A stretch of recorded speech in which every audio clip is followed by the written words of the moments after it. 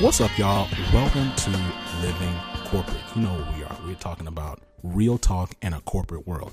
Now, look, I come on here and I typically will say, well, what's up, y'all? But to be honest with y'all, I'm a little nervous because, you know, every time we come with y'all, we come to you with a really great guest. But this guest is a little bit, you know what? Let me not do that, because we've had a lot of really great guests, right? Like we've had Jay Prince, we've had Chris Moreland, we've had Jennifer Brown, we've had DeRay McKesson. You know, we've had some big names. We had Sheila Jones, the battle rap. We've had people, right? We've had CEOs, executives. We've had Accenture. We spotlighted them a couple months ago. So okay, so let me not get too starstruck, but a personal hero of mine, somebody I've been admiring from afar. We have Porter Braswell on the show today. Yo, listen, if you don't know about Porter Braswell is a Yale graduate and former Goldman Sachs associate who co-founded Jopwell.com, the leading career advancement platform for Black, Latinx, and Native American students and professionals. Braswell frequently speaks about diversity in the workplace to Jopwell's corporate clients. He's been profiled in Fast Company, Forbes, TechCrunch, Vanity Fair, and Adweek, and has received numerous awards and recognition such as LinkedIn's Next Wave, Top Professionals 35 and Under, Inc. Magazine's 30 Under 30, Fast Company's 100 Most Creative People in Business, Vanity Fair's. Look, I'm getting loud, just getting excited talking about all this dude's accolades, but I'm really excited to have him on the show. And so with us, we have him, man. Porter, what's going on? How you doing, man? That's a very generous introduction. I appreciate it. Well, look, it's great to have you on the show, man. Look, not to put too much sauce on it, but you know you the man, right? You graduated from Yale. You know, you hooped all 4 years. Now, let me question for you, because I looked all around. Were you like? You look like a two guard. What was your position? I was the point guard, definitely the point guard. Okay, now look, were you the? Now let me ask you this. Now, were you the point guard, or were you like what style? Like, are you a facilitator, or are you more like are you kind of like a Russell Westbrook type? Like, you just out there? Well, you know what? So I was a scoring guard, and if I can go back in time, I would have made me way more of a facilitator, recognizing that at almost 6'1", I'm not going to go to the league as a scoring guard. And so I feel like nowadays people draw the inspiration from like a Steph or whatever, but when I was growing up, it was Allen Iverson, and like you scored as a point guard, and you still score as a guard now, of course, but it's different though. Like a step back 3-point shooter, like that, you can get away with that now. Oh yeah, when I was playing, you got to go to the hoop and finish. Yeah. So when I was absolutely. I would have killed my game after other people, but it worked out. Well, look, let's talk about this, right? So, like, what point did you realize that diversity, inclusion, and equity was like important enough to transfer and transition from Goldman Sachs to create Jopwell? Like, was there a specific moment that rung out to you? Like, what did that look like? Yeah, so basically, when I was working at Goldman, at the time I was there for about 3 years, and I was a product of the diversity recruiting efforts starting back in high school. In high school, I spent 2 summers interning at Morgan Stanley via diversity recruiting initiatives, and then at Yale, I spent 3 summers interning at Goldman Sachs, all via diversity initiatives. And so my whole life up until that point in time was about diversity and inclusion, and that's where I found my opportunities. And buying and selling currencies while fulfilling, it wasn't the fulfillment I was looking for. And I wanted to do something that I felt was more impactful, something that I felt I was uniquely qualified to do, and something that was solving like a real pain point, solving a real challenge that people or companies were facing. And so with those ingredients, I took a step back and recognized that diversity recruiting and inclusion was a massive pain point for corporate America. It was something I was uniquely qualified to solve, and I was incredibly passionate about it. And so I decided that my life's focus was going to be on building more diverse and inclusive organizations and doing it through a tech company that became Jopwell. And I think that's really important because we took a traditional nonprofit model but made it into a for-profit tech thing because we're solving real pain points of companies, and we wanted to basically build a competitive atmosphere like any other tech company where you're disrupting an industry and you want to win at it. And right. So we took that approach, and I'm very thankful that my life's work and my passion and my actual day-to-day job all align with each other. Man, I'm really thankful for it too, right? Like I said, I told you, like right before we got on, like it's been incredible because Jopwell hasn't really been around that long, right? Like y'all launched in 2014, right? But at the same time, like it was so disruptive, right? Like it was like so. I remember when Jopwell came around, and I just remember like literally 3 years ago, even I was just looking. I was like, "Hey, what is this?" And I signed up. I'm in the well, you know what I'm saying? I'm engaged, right? But you're right. Like the platform itself doesn't come across, and I think this is an interesting balance, right? Because y'all are providing like a profit service, but it doesn't come across like y'all are, what's the word, like bartering in people, right? Like you're actually building community while connecting these folks to like opportunities. Like that's really cool to me. So the foundational thing of what we do is that we build community. And we can only build community if we are very authentic and understanding of the community, which we are, given I'm from the community. Right. And that is a hard thing to do. And if you can build the trust of a community, then you can represent brands behind it. And so Jopwell has been able to carve out this area where brands recognize they need to rely on us to authentically connect and engage with this audience that we are a part of. And in doing so, we want to deliver the most incredible experience and opportunities for the community. So as long as we keep the community at the center of what we do, we'll be fine as a business. But we're not transactional. We don't think of the community in that way. Like, again, we are from and a part of the community, so we know the pain points. And so we took a different approach. You know, I think that's the simplest way to describe it. We took a different approach. We took a step back. I'm not from a recruiting background, and I think that helped me because we looked at this problem in a way in which others didn't look at it before. Man, you know what? It's 100% because it's interesting because I don't think it's easy to like understate that when you come up in like these corporatized recruiting platforms, it naturally skews your perspective and creates blind spots for you. It doesn't matter what your particular, I mean, your ethnicity and gender plays a part in that, but I'm just talking about the culture of recruiting is oftentimes so regimented that it creates a variety of blind spots that you're not necessarily even thinking about like recruitment experience as much. Like you're thinking about it from a check the box perspective, but there's that personal touch that rarely is really considered. And so 100%, I definitely agree that you not having that formal recruiting background gives you a bit more insight. Porter, it also reminds me that like the people who are often best suited to solve for inclusion efforts for Black and brown people are often Black and brown people, right? Like you were a hooper at Yale, you then were a Goldman Sachs employee and a rising star. And then you still, because of your experiences and your insights and your passions, were able to shape that into having really unique insights enough that you're able to create a whole platform from that. You know what I mean? Yeah, well, I think that everybody has a unique story and everybody has unique contexts in which they come to the table with.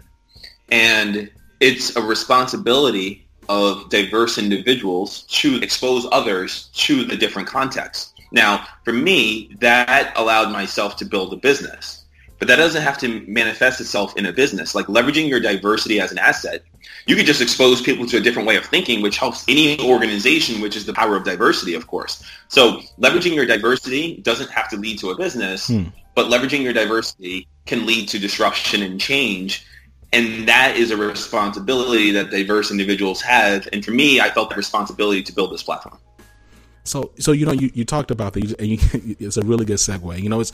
It's almost like you media train. It's almost like you do this often, But you talked about leveraging your diversity. That reminds me really of your latest book, the Let Them See You, the Guide for Leveraging Your Diversity at Work. It was just published, and this book carries a theme of personal responsibility, and of course that's critical, right? So like talking about how you leverage your diversity to create, to your point, disruption, change within whatever context that you're in.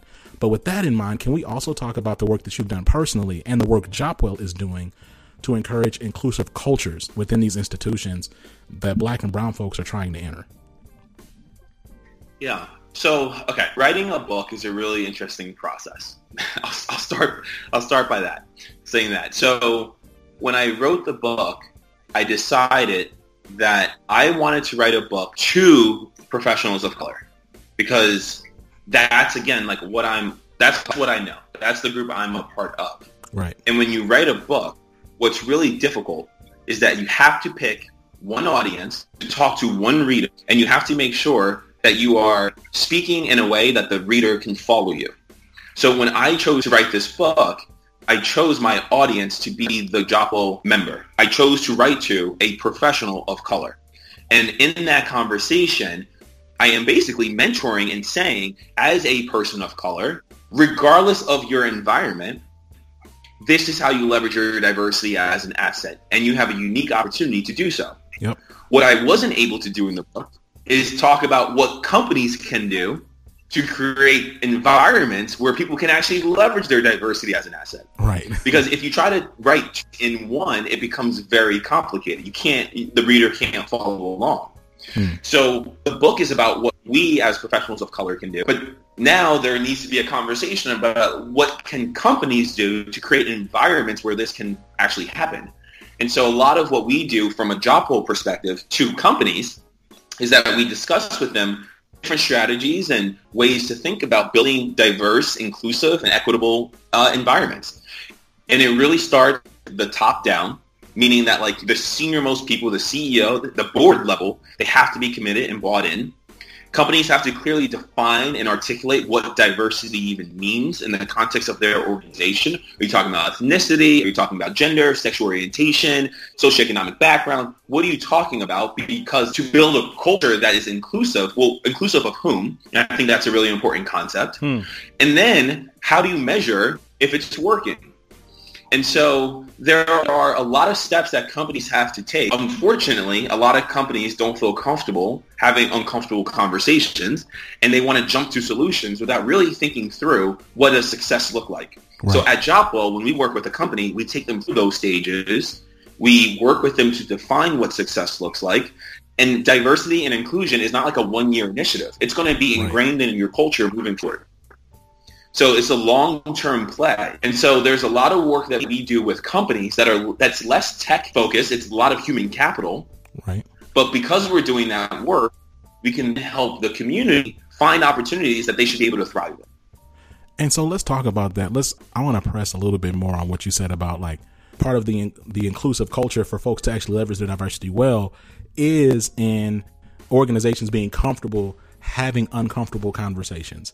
And I've noticed that too, that like a lot of times if you mention the word race or you mention the word gender or you mention any of these words that indicate other, you're right. Organizations will often kind of go to, well, we're just going to do this, and this. It almost becomes like they're putting out a fire, right? It's more reactionary and it's not solution oriented. And you talked about people being comfortable with those uncomfortable dialogues. What does it look like for Jopwell to help organizations work through some of that discomfort?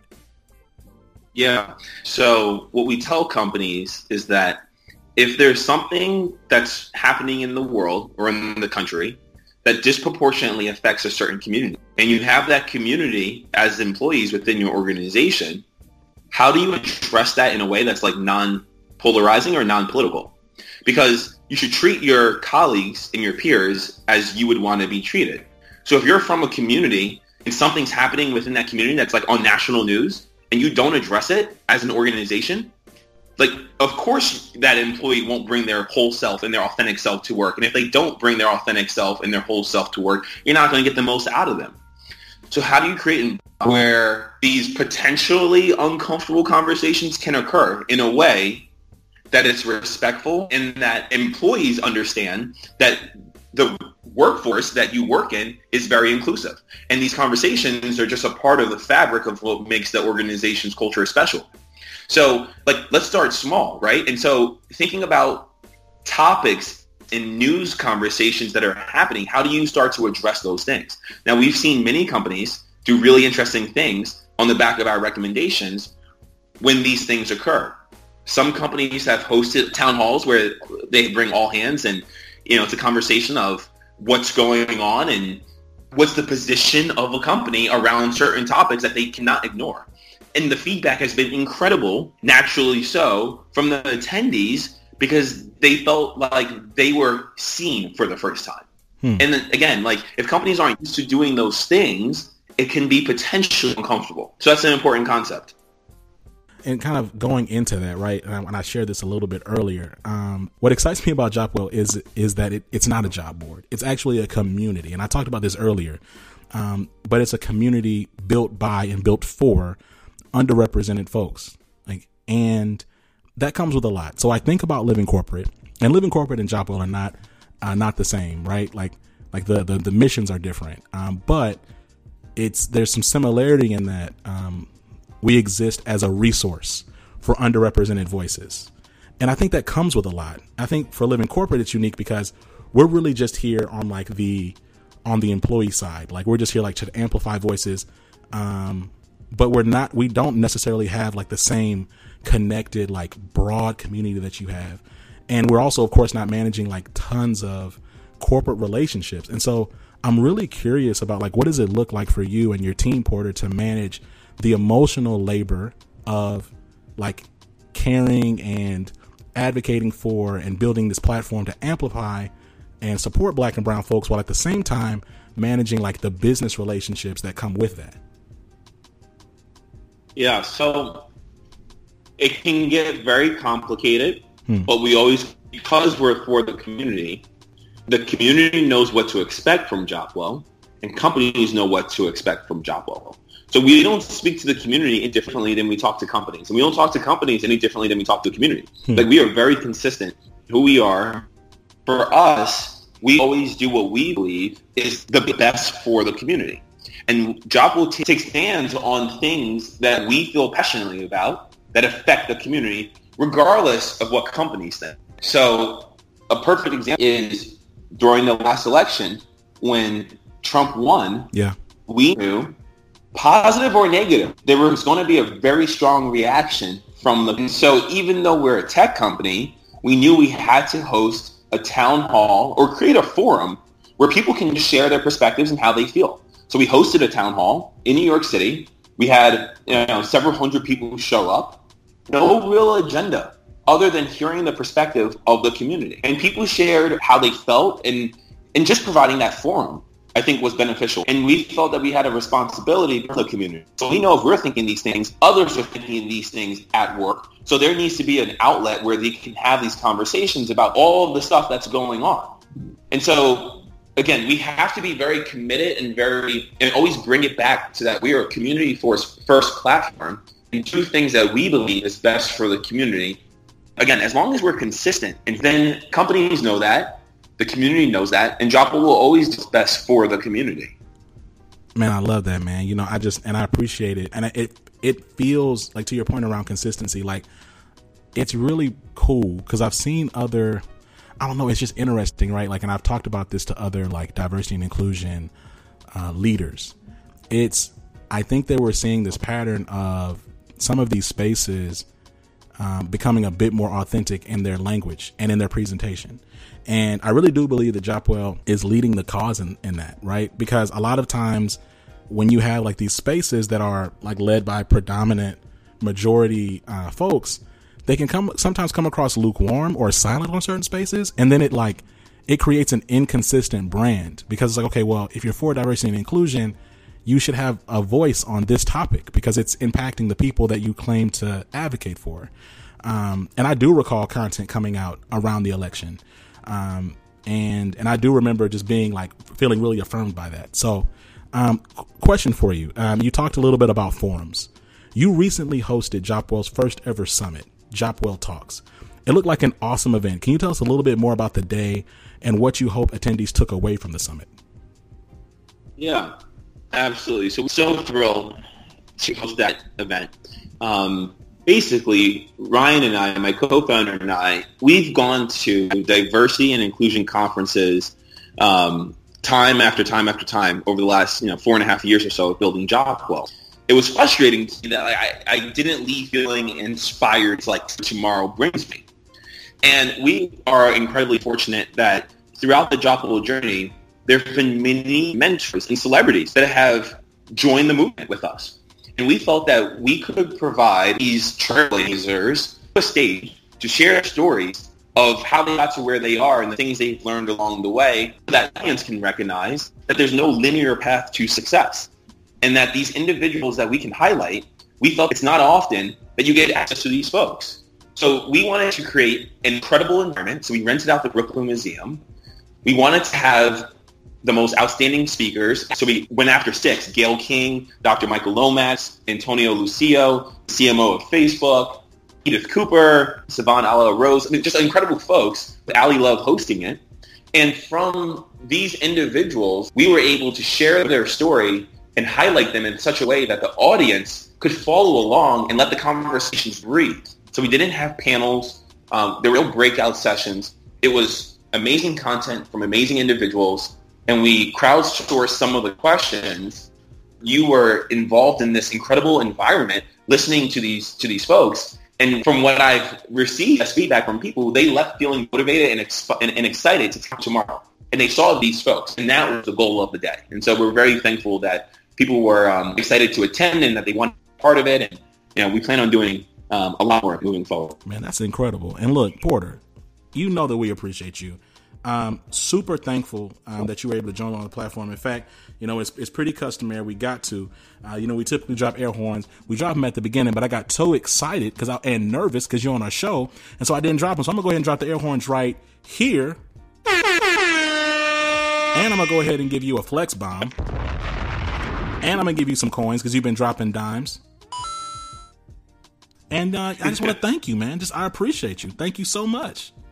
Before we let you go, thank you, man. Look, before we let you go, though, any parting words or shout outs?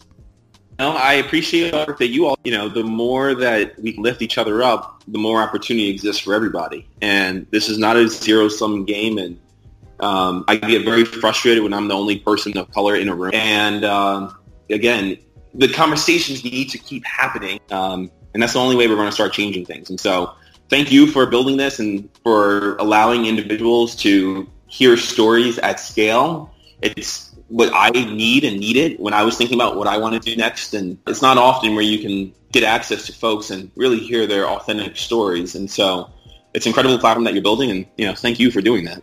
Oh my gosh, man, I'm about to blush over here. Yo, listen, y'all, it's been Zach. You've been listening to Living Corporate. We are real talking the corporate world.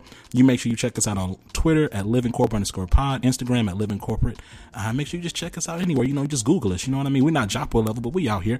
You just Google Living Corporate. You want to check out our website, check out livingcorporate.co, livingcorporate.net, livingcorporate.org, livingcorporate.tv, living-corporate. Please say the dash. Porter, do you know we have all the Living Corporates at livingcorporate.com, man? We got all the other domains. I hear. I'm just trying to get it, man. Australia has livingcorporate.com, but we're going to get there one day, man. Let's see here. I think that does it for us. This has been Zach again, and you've been listening to Porter Braswell, General Beast, but specifically for this podcast, CEO and founder of Jopwell. Till next time, y'all. Peace.